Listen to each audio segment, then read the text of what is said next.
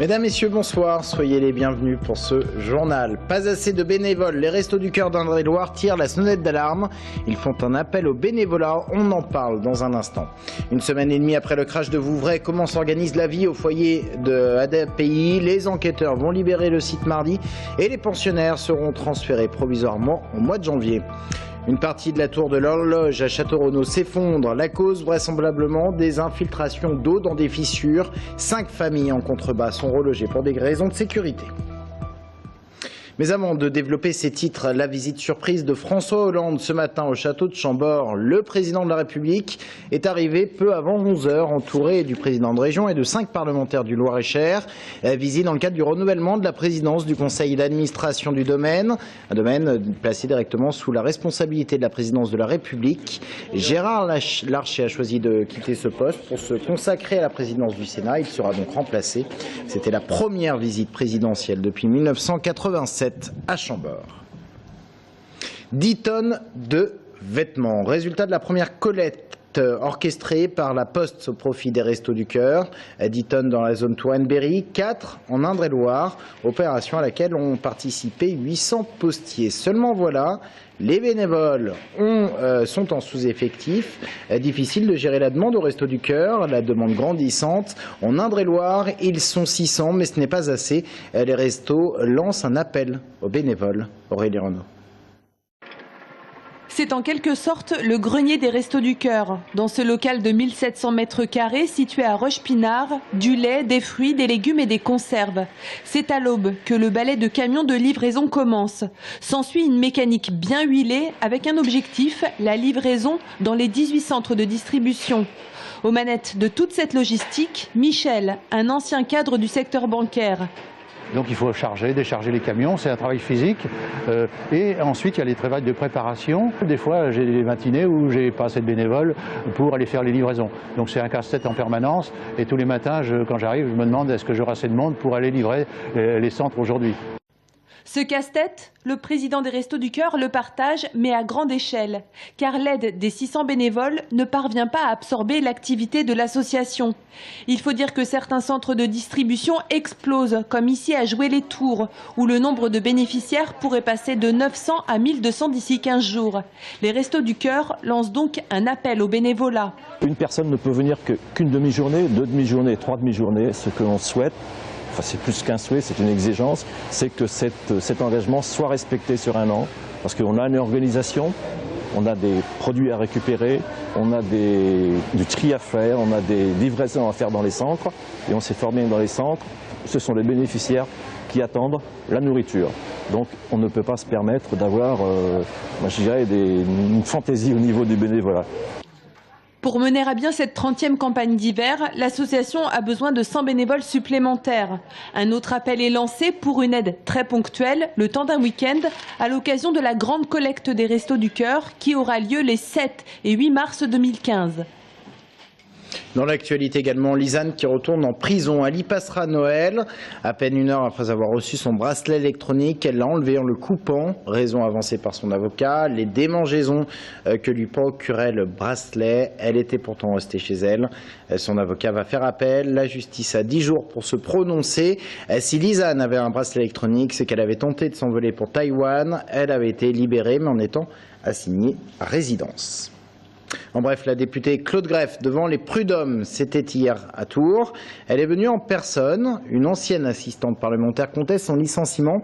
Elle demande 30 000 € de dédommagement et 10 000 € au nom de la discrimination. Cette ancienne assistante parlementaire avait multiplié les absences en raison de sa maladie, la sclérose en plaques. Claude Greff l'avait soutenue, mais elle l'avait finalement convoqué à un entretien préalable au licenciement. Les suites de l'enquête sur le crash de l'Alpha Jet à Vouvray. Elle se poursuit cette enquête, mais les forces de l'ordre et les enquêteurs vont libérer le site de l'ADAPI mardi prochain. Là-bas, comment s'organise la vie en attendant la remise en état? Eh bien, on se débrouille tant bien que mal, on gère le traumatisme et en janvier, les résidents vont être provisoirement relogés. L'État prendra tout en charge. Audrey Champigny. Un peu plus d'une semaine après le crash de l'Alpha Jet, le foyer de la Bélangerie à Vouvray se réorganise petit à petit. Les 24 résidents concernés ont été relogés dans les autres bâtiments, en face, Des lits ont été installés provisoirement dans les pièces d'activité et dans les réfectoires. Mais ce drame et ce changement des habitudes les perturbent fortement. Physiquement, les éducateurs ont constaté un repli sur eux-mêmes très important, des personnes qui sont en position fétale sur leur lit, certains qui se bouchent les oreilles, chose qu'ils ne faisaient pas avant, sans pour autant exprimer autre chose, mais c'est très difficile. Tout le monde a perdu ses repères. Complètement, ils savent pas, ils sont pas de chambre, donc après, puis les bâtiments on dirait comme des couloirs d'hôpitaux, donc c'est chouette, c'est beau, mais c'est impersonnel et pour trouver ces repères, ça va être un petit peu long. Et puis quand ils vont retrouver des repères, c'est le moment où ils vont devoir déménager dans une autre structure, un autre établissement encore provisoire. Car à partir de janvier prochain, ils devraient être relogés dans un EHPAD à Château-Renaud. Et ce, pendant toute la durée de la reconstruction. Une reconstruction qui risque de prendre un certain temps. D'après les dernières informations qu'on a eues, on pourrait commencer la reconstruction plus vite que prévu. C'est-à-dire qu'on ne serait pas forcément obligé d'attendre la démolition du bâtiment. On a des projets pour pouvoir reconstruire ailleurs sur ce même site. Donc on est déjà en train de travailler avec les administrateurs, avec l'association, avec tous nos partenaires sur la reconstruction d'un bâtiment. Donc on espère pouvoir réduire les délais. Pourquoi pas à 8 mois, 1 an. Difficile pour l'heure de chiffrer l'étendue des dégâts matériels. Hier, lors d'une réunion à la préfecture, l'ADAPI a rencontré le représentant du ministère de la Défense. L'État a reconnu sa pleine et entière responsabilité et s'est engagé à prendre en charge l'intégralité des dépenses, à savoir la reconstruction des bâtiments, mais également les frais de relocalisation. Attention si vous prenez les transports en commun de Tours demain et dimanche. Une grève bouleverse les circulations et les horaires. Le tram ne prendra son service qu'à midi et s'arrêtera même le dimanche à 21h30. Et 55% des bus seront en circulation et même seulement 42% dimanche. La politique en bref, les militants d'Europe Écologie Les Verts d'Indre-et-Loire écartent toute idée d'union avec le PS au premier tour pour les élections départementales. C'est ce qu'ils ont décidé hier soir en AG. Des négociations sont donc en cours avec le Front de gauche, avec C'est au tour du peuple et puis avec Nouvelle Donne, en tout cas pour la zone de Tours. Le Conseil général du Loir-et-Cher vote son budget pour l'année 2015. L'opposition a voté contre pour des divergences qui ne portent que sur 3 lignes de crédit d'un montant total d'1,5 million, comme les dépenses de communication ou les dépenses de personnel. Le budget pour 2015 s'élève à 408 millions d'euros. Cette image maintenant qui montre la fierté des élus régionaux et notamment du président François Bonneau. Cette affiche que vous allez voir posée sur le fronton de l'hôtel de région, fier d'être du centre Val-de-Loire. Nouvelle dénomination pour la région actée récemment par le Parlement. Une des conséquences de ce changement de nom, il est sur Internet. La région Centre souhaite acquérir l'adresse centrevaldeloire.fr. Problème, quelqu'un s'est empressé de le déposer au moment où le Parlement discutait justement de ce changement de nom. Aujourd'hui, lorsque l'on tape Centre Val-de-Loire sur le web, aucune correspondance avec un site Internet. Pourtant, il y a quelques jours, c'est sur le site Ma Loire-Vallée que l'internaute était redirigé. Un site non affilié à la région Centre, les propriétaires s'étaient empressés de déposer le nom de domaine. Aujourd'hui, tout est suspendu le temps de trancher le litige, car la région Centre revendique désormais les domaines centrevaldeloire.fr et centre-valdeloire.fr. On s'appuie sur l'article 45 du Code des postes et des télécommunications qui précise bien que les noms de domaine sont prioritairement accordés aux collectivités. C'est-à-dire que s'il y a un conflit, un litige, République française et tout nom de collectivité est toujours prioritaire et donc en quelque sorte un droit de préemption sur les noms de domaine. Le dossier est entre les mains de l'AFNIC, l'autorité chargée de délivrer les adresses Internet. La région se dit confiante au regard de son droit de préemption et en l'absence de réelle activité commerciale derrière le site Ma Loire-Vallée, un site d'information sur le Val-de-Loire classé au patrimoine mondial de l'UNESCO.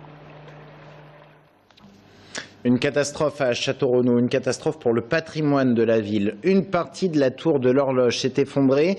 Il s'agit de cette tour de la fin 13e, début 14e, qui marque l'entrée de la mairie et du château en même temps.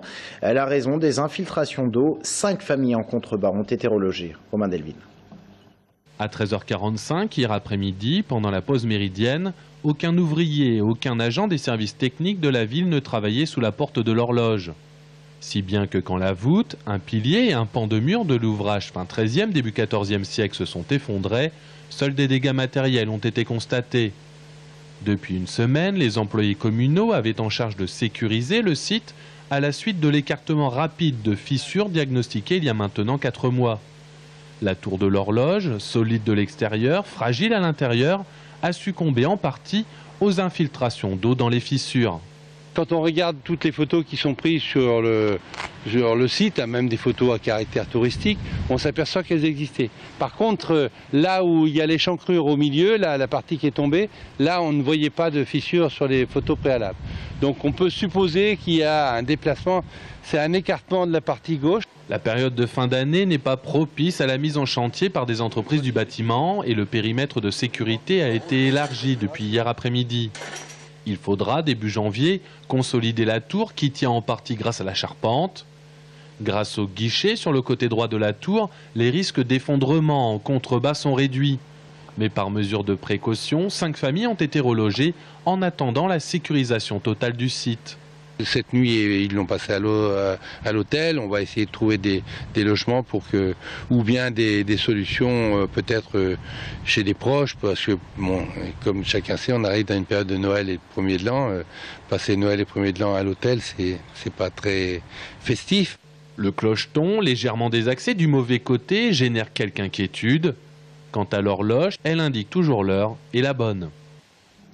Restez avec nous dans un instant. L'invité de la rédaction ce soir, il s'agit d'Alain Michel, conseiller général PS sortant et qui se représente pour ces élections.